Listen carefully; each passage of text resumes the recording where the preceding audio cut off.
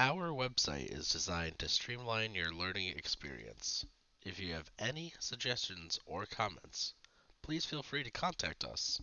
We will be more than happy to assist you. Listen to part of a lecture in a United States history class. Okay, you want to talk about a really significant invention?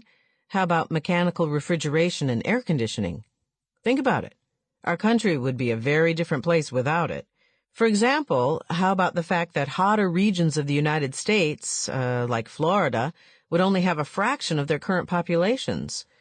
Or that we probably wouldn't have many skyscrapers, since you can't open the windows 50 stories up because of high winds, and an open window was about the only way to cool a room in the past. And industrial applications of refrigerated air have been extremely important. Let's look at the printing industry, for example.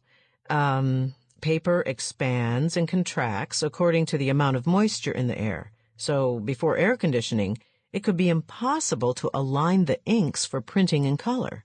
So even something as mundane as color magazines, something we take for granted, it's the regulation of temperature and humidity in the print shop that makes them possible.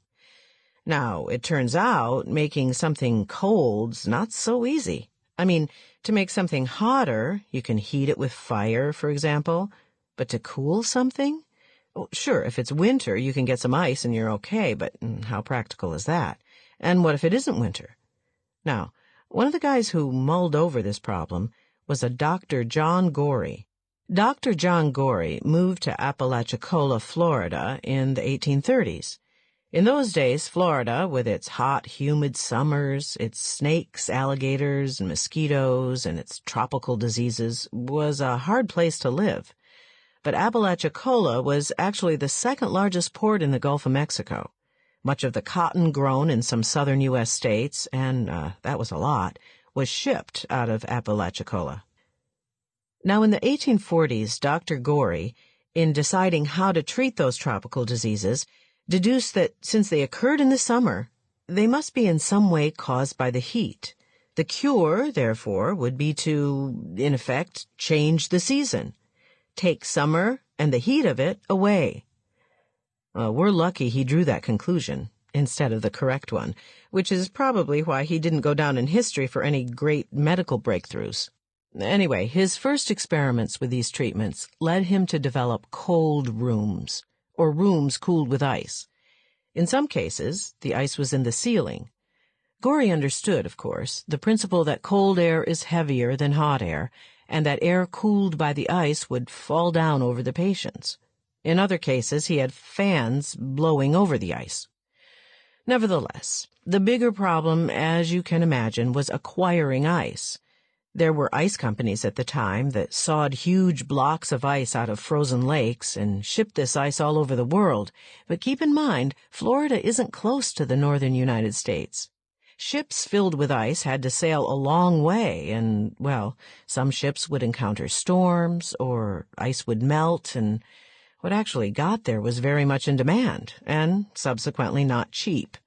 And you have to wonder how much ice would be left, say, in August, since it had to be stored all summer in insulated warehouses. So what do you think Gorey did?